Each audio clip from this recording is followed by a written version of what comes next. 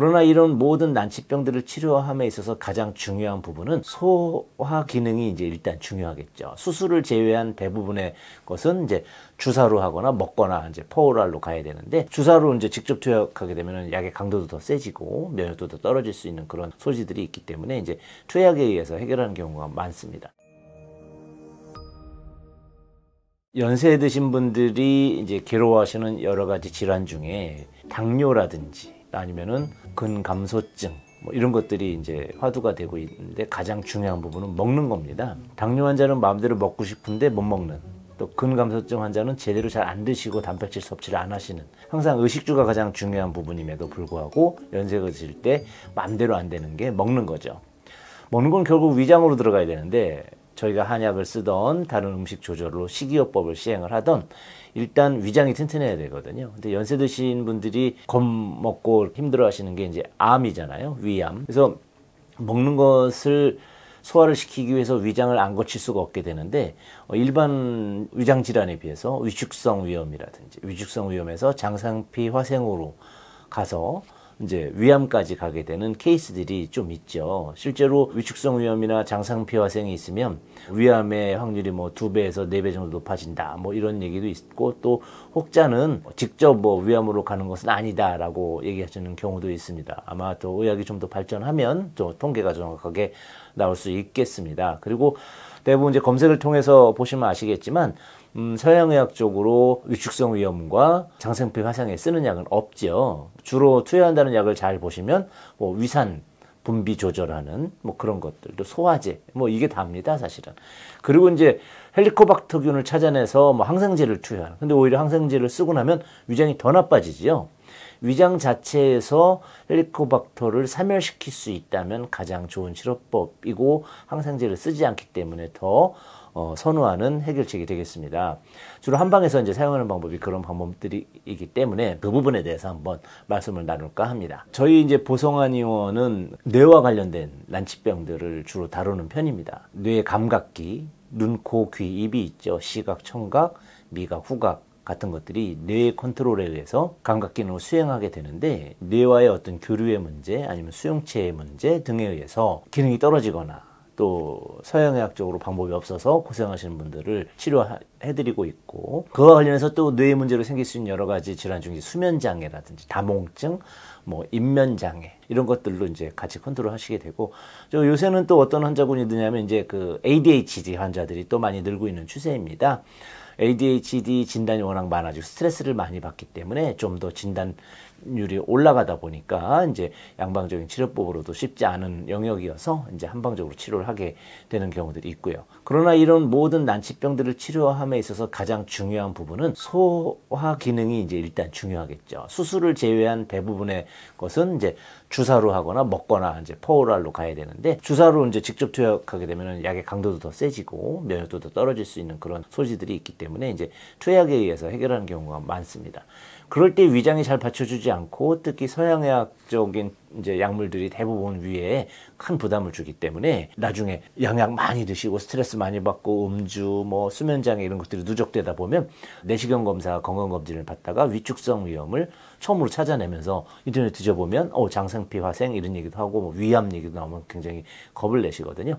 물론 이제 장상피 화생이라는 것이 이제 위장 밑으로 내려가면 이제 장이 있습니다. 장과 위장은 좀 다른 세포 상태를 보일 수밖에 없게 되는데, 위장 세포가 변성이 오면서 그 장의 상피로 이제 바뀌는 그런 이제 경우들이 이제 나중에 위암의 발병률이 높아진다라고 돼 있습니다. 지금 오픈되어 있는 우리 환자분 같은 경우에는 원래는 이명 환자이셨습니다. 또 이명을 위장에 큰 도움이 되게끔 이제 같이 써서 했는데도 불구하고 위장 때문에 걱정이 다시 오셨습니다. 이명 완치한 이후에 인터넷 뒤져보면 장상피 화생과 위축성 위염이 별 증상이 없다고 하는데, 나는 불편한 증세가 많이 있다, 소화가 이렇게 안 되고 말씀을 하셨습니다.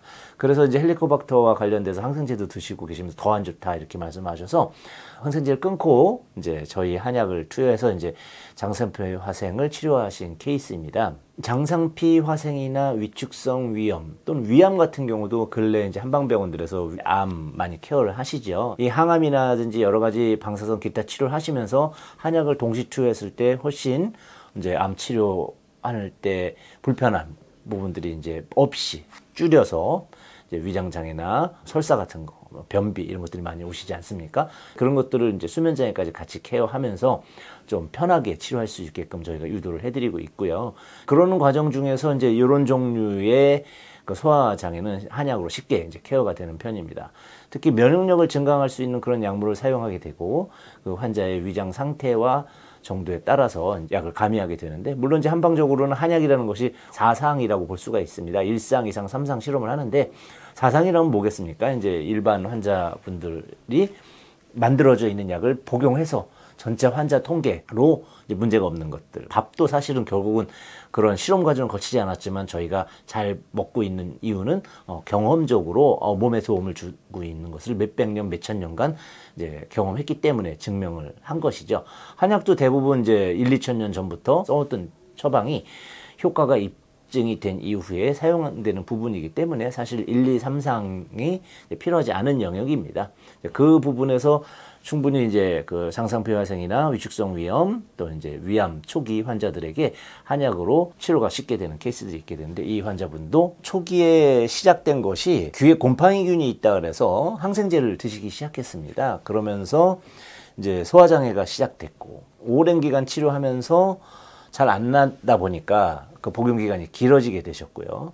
그러면서 이제 속쓰림도 발생을 하게 됐고, 그래서 찬물을 먹어도 위가 안 좋고 따뜻한 물을 먹어도 위에 안 좋고 이제 그런 상태가 되셨습니다. 그래서 이제 그 수면 내시경 결과 이제 위축성 위염 소양은 그 전에 발견을 하셨었는데 그것이 장상피 화상까지 진전이 되셨고, 그래서 이렇게 장상피 화상이나 위축성 위염을 가지고 계신 분이 어떤 명료한 소화기 증세를 갖고 있을 때 거기에 해당하는 치료를 하게 되는데, 이분은 속쓰림이 수시로 발생하셨기 때문에 속쓰림에 사용되는 이제 알약을 상비약으로 드리면서 기본적인 위장의 면역력과 함께 소화 기능, 거기다가 입맛도 떨어지시는 분이셔서 입맛도 같이 늘게 이제 복합 처방이 되었네요. 그렇게 2차례 정도 드셨고 이후에 소화가 많이 좋아지셨는데, 그 이후에도 2회 정도 치료를 하시고 육아나 이런 부분들이 문제가 있어서 쉬시다가 신경 쓰면 이제 소화가 안 되는 이제 그런 양상을 또 보이셔서 다시 내원하시고 다시 내원하시고 이렇게 하셨습니다. 그래서 2년 정도 지나서 다시 시간이 좀 되셨기 때문에 치료를 하러 오셨는데, 계기는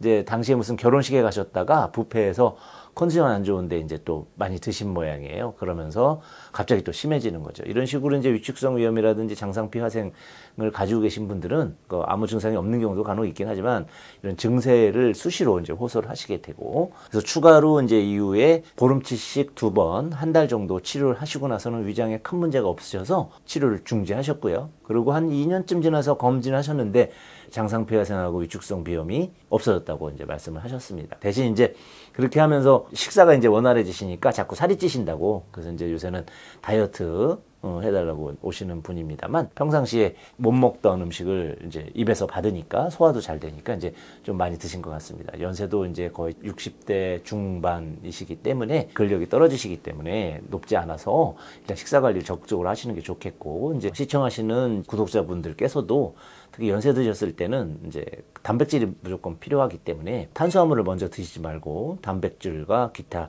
이제 그런 음식으로 먼저 섭취를 하고 나서도 약간의 공복감이 있다면 이제 탄수화물 중독 같은 것도 있기 때문에 그때 탄수화물을 후반에 살짝 섭취하시는 방법이 좋겠습니다. 그렇게 해서 식사량이 좀 적고 비만 예방을 같이 해주셔야지 되고요. 비만형 근감소증이라는 것도 있습니다. 마르고 이제 근육이 없으신 분들만 있는 건 아니기 때문에 굉장히 이제 살집도 좀 있으신데 실제 검사를 해보면 안에 지방만 내있고 근육의 결이 굉장히 가늘어져 계신 분들이 있기 때문에 60대가 들었으면 사실은 기저질환이 있으면 40, 50대부터 근감소증 조심을 하셔야 되는데 60대 되면은 반드시 이제 근감소증을 대비하기 위해 음식을 잘 드시는 것이 좋겠고, 특히 단백질을 잘 섭취하셔야 되겠고, 그 단백질을 섭취하고 하시려면 당연히 위장질환이 없으셔야 되겠고, 그런 과정에서 위장질환이 있다면 헬리코박터를 없애기 위해서 항생제를 너무 오래 복용하시다 보면 이런 문제가 생길 수 있기 때문에 한방에서 위축성 위염과 장상피 화생을 정복하시고, 그러면서 이명 같은 난치병 질환, 또 근감소증, 또 비만 이런 것도 같이 컨트롤하시면 좋을 것 같습니다. 오늘은 모든 그 난치병 질환이나 기타 치료에서 근간이 되는 투약에 문제가 생기는 위장의 난치성 질환, 약이 별로 없는 위축성 위염과 장상피 화생에 대해서 알아보는 시간이었습니다. 감사합니다.